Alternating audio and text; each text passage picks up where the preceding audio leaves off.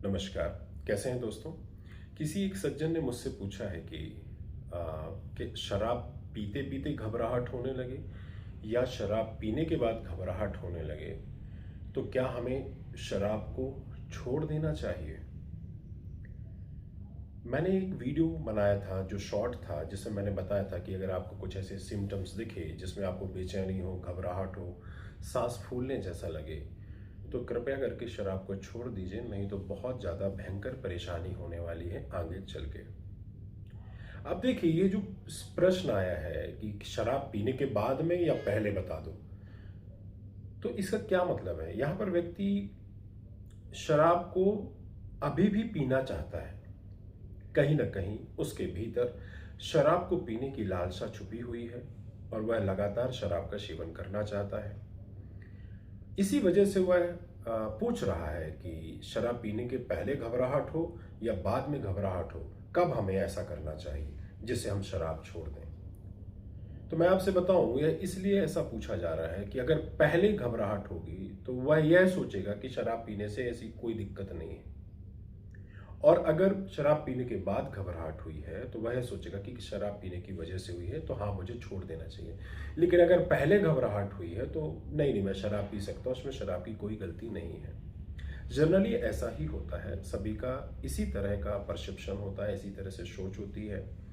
लेकिन मैं आपसे कह रहा हूं कि दोनों ही परिस्थितियों में, या तो शराब पीने से पहले हो या बाद में हो, अगर ऐसा कुछ घटना शुरू हो गया है लगातार बार बार कि आप बार बार परेशान हो रहे हैं, आपको पैनिक अटैक्स आ रहे हैं, आपको एंजाइटी अटैक्स आ रहे हैं, और रेगुलर से परेशान होते आ रहे हैं, महीने हो गए हैं और आपको आराम नहीं मिल रहा है। थोड़ी देर के लिए आराम मिलता है जब आप शराब पीते हैं, लेकिन सिर्फ थोड़ी देर के लिए, और उसके बाद वह कंडीशन और भी ज्यादा बुरी हो जाती है और उसका कोई भी हल निकलता नहीं नजर आ रहा होता है। भला ही आप कितनी भी दवाइयां खा लें, गोलियां खा लें, लेकिन मैं आपसे कहूं, अगर आपको अपनी बेचैनी, घबराहट को दूर करना है और जो ये सिम्टम्स आपको सता रहे हैं, हैंगओवर सिम्टम्स जो आपको सता रहे हैं, इनको खत्म करना है, तो आपको निश्चित रूप से, पूर्ण रूप से शराब को छोड़ना ही पड़ेगा।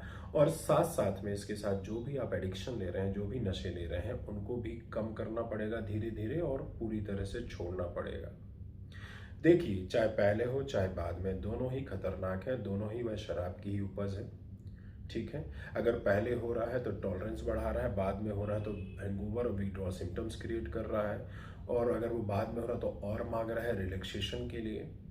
तो ऐसा कब तक आप अपनी शराब की मात्रा को बढ़ाते जाएंगे। इससे एक दिन आप गड्ढे में गिर जाएगा। इवन अभी गड्ढे में गिर ही चुके हैं, अब बचा कुछ नहीं है। लेकिन अब अगर आप इसे छोड़ देते हैं तो जिंदगी बहुत हसीन होने वाली है, खूबसूरत होने वाली है। लेकिन इतनी जल्दी नहीं होने वाली है कि आप शराब छोड़ दिए और सब कुछ अच्छा हो गया। नहीं, इस भ्रम में मत रहना। शराब छोड़ने के बाद कुछ दिन लगता है गाड़ी को पटरी में आने में। धीरे धीरे करके सब कुछ बेहतर होते जाता है, धीरे धीरे करके। एकदम से किसी भी चीज़ों की उम्मीद ना रखें। जो व्यक्ति एकदम से पाने की उम्मीदें रखता है, समझ लीजिए वह अभी भी किसी न किसी प्रकार के नशे का आदी है, क्योंकि यह एकदम से जो चीज़ें मिलती हैं ना, वह नशे में ही मिलती हैं। तो आपसे यह रिक्वेस्ट है, गुजारिश है कि अगर आपके साथ ऐसा कुछ घट रहा हो तो उसे डिनाइल ना करें और इस अपने साथ चालबाजी ना करें, पीने की चालबाजी, और जल्द से जल्द शराब से दूरी बनाने की कोशिश करें। आशा करता हूँ मेरी बात आपको समझ में आई होगी।